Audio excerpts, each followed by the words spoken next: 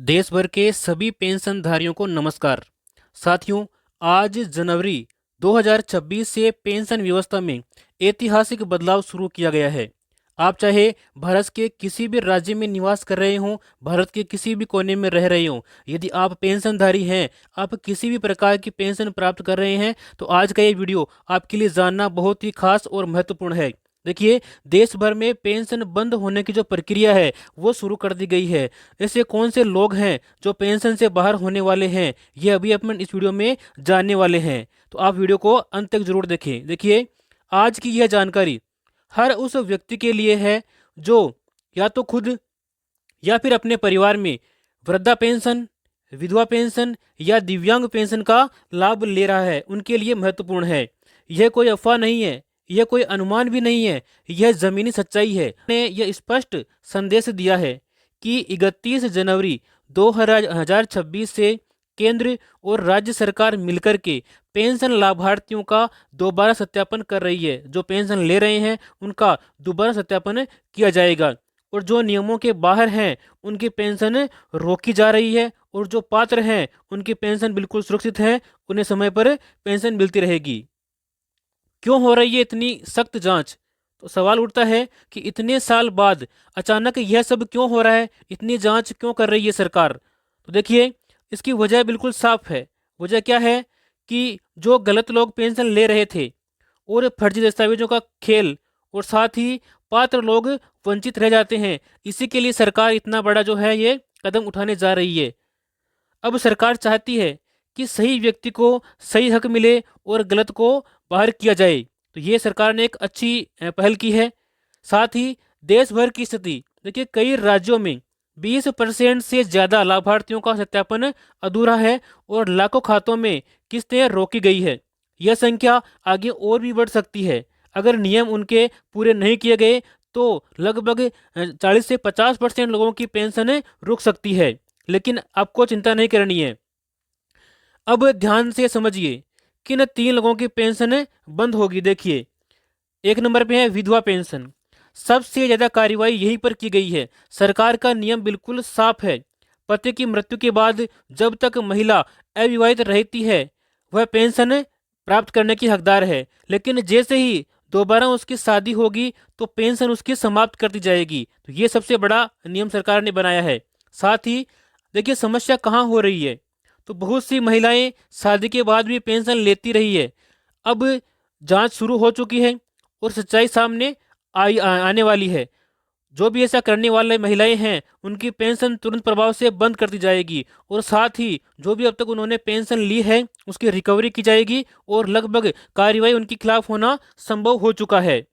आगे है 2 नंबर पे वृद्धा पेंशन। देखिए, उम्र का असली सच सिर्फ एक दस्तावेज मान्य है। केवल आधार कार्ड ही उम्र के दस्तावेज के रूप में आपके अब मान्य किया जाएगा। वोटर आईडी कार्ड मान्य नहीं है, और साथ ही राशन कार्ड और अन्य पहचान पत्र भी आपके मान्य नहीं है। इनकी किसी भी जो डॉक्यूमेंट है उनकी किसी प्रकार की कोई वैल्यू नहीं है। यानी कि राशन कार्ड और अन्य पहचान पत्र और वोटर का आईडी कार्ड ये पेंशन में नहीं लगाए जाएंगे। केवल आधार कार्ड ही यहाँ पर मान्य होगा। बात करते हैं उम्र की शर्त को लेकर के। देखिए, 60 वर्ष या उससे अधिक जरूरी उम्र होना अनिवार्य है। जिसकी भी उम्र 59 या 58 वर्ष से कम है उनको पेंशन नहीं दी जाएगी, उनकी पेंशन चालू नहीं हो पाएगी, बंद हो जाएगी। फर्जी उम्र वालों पर कार्रवाई।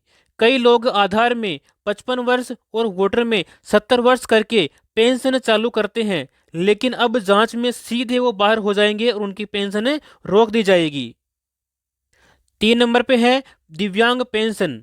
अब सख्त मेडिकल जांच, कम से कम 40% अनिवार्यता दिव्यांग होना जरूरी है। जो 40% दिव्यांग है उन्हीं की पेंशन चालू रहेगी। सरकारी मेडिकल बोर्ड का प्रमाण पत्र इसके लिए जरूरी कर दिया गया है। अब देखिए, कौन नहीं आएगा दिव्यांगता में, कौन ऐसे व्यक्ति हैं जो दिव्यांगता की श्रेणी से बाहर होने वाले हैं। देखिए, हल्की उंगली इसकी टेढ़ी हो, या फिर मामूली चोट, अस्थायी बीमारी और आंखों की मामूली कमजोरी जिनके भी हैं वो अब दिव्यांग नहीं माने जाएंगे। दिव्यांगता की कैटेगरी से उनको बाहर कर दिया गया है। सबसे बड़ी कार्यवाही उनके ऊपर यह की गई है कि जो ऐसे लोग नौकरी करते हुए भी दिव्यांग पेंशन लेने पर पकड़े जाते हैं तो उनके खिलाफ जुर्माना भी होगा और साथ ही उनकी जो पेंशन है वो स्थायी रूप से बंद कर दी जाएगी।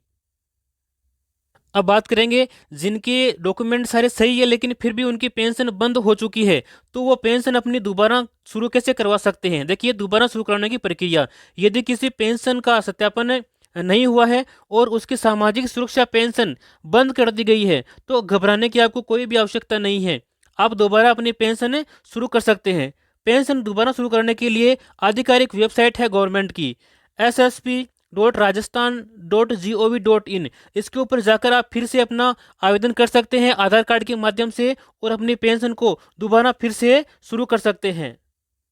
फिर से शुरू कैसे होगी, यदि किसी पेंशनर का वेरिफिकेशन नहीं हुआ है तो पेंशनर को उपखंड अधिकारी जिसको अपन एसडीओ बोलते हैं या फिर विकास अधिकारी जिसको अपन बीडीओ बोलते हैं, उसके सामने स्वयं को उपस्थित होना होगा और उपस्थित होने के बाद आपको वहां पर पेंशन का सत्यापन करवाना होगा।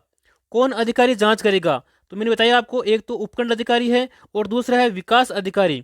इन्हीं अधिकारियों के सामने आपका भौतिक सत्यापन किया जाएगा और आपकी पेंशन तुरंत प्रभाव से एक आध दिन के अंदर ही शुरू कर दी जाएगी।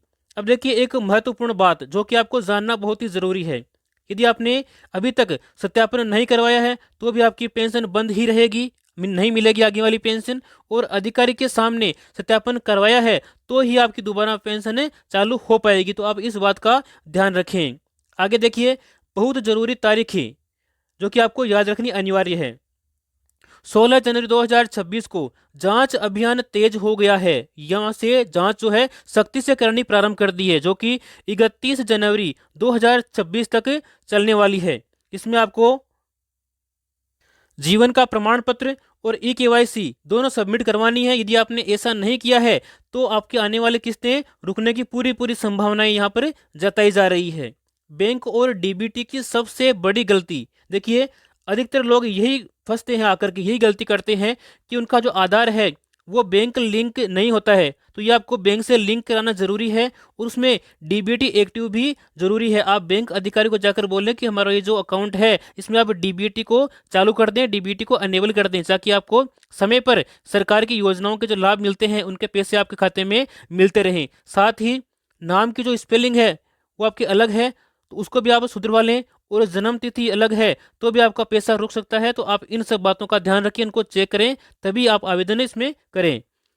पेंशन चालू रखने की पूरी चेक लिस्ट, देखिए, इसमें एक तो आपका आधार सही होना जरूरी है, बैंक लिंक होना जरूरी है, उसमें डीबीटी चालू होना जरूरी है और जीवन प्रमाण पत्र में सही आयु होना जरूरी है, ई-केवाईसी आपकी हो रखी है, या फिर किसी प्रकार की आपको इसमें समस्या हो तो आप या तो अपने ई मित्र केंद्र जिसको अपन सीएससी बोलते हैं या फिर पंचायत में या फिर ब्लॉक कार्यालय में जाकर के व्यक्तिगत रूप से आप इसमें संपर्क करें और अपने जो सुझाव हैं, अपनी समस्या उनको बताएं, ताकि तुरंत प्रभाव से समस्याओं का निदान हो सके।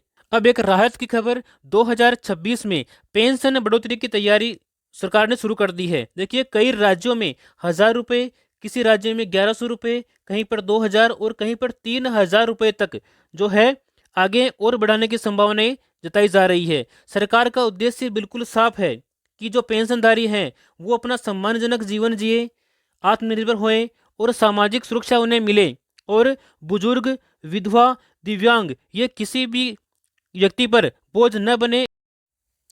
अब अंत में निष्कर्ष क्या निकलता है, आप ध्यान से सुनिए। देखिए, 31 जनवरी 2026 के बाद में जो भी पेंशन लेने वाले पात्र व्यक्ति हैं केवल उन्हीं को पेंशन मिलने वाली है। जो गलत फर्जी तरीके से पेंशन लेते हैं उनको किसी प्रकार से छूट नहीं दी जाएगी। अगर आप सही हैं तो घबराएं नहीं, आपकी पेंशन चालू रहेगी, बंद नहीं होगी। तो इस बात का आप ध्यान रखें। यदि आप चाहते हैं कि ऐसी ही महत्वपूर्ण जानकारियां हमें आगे भी मिलती रहे तो आप इस वीडियो को सब्सक्राइब करें और इस चैनल को अपने साथियों के साथ शेयर करें, ताकि वो भी जानकारी से जुड़े रहें और वो भी अपने पेंशन बंद होने से रोक सकें। मिलते हैं अपने अगली वीडियो में, तब तक के लिए जय हिंद, जय भारत।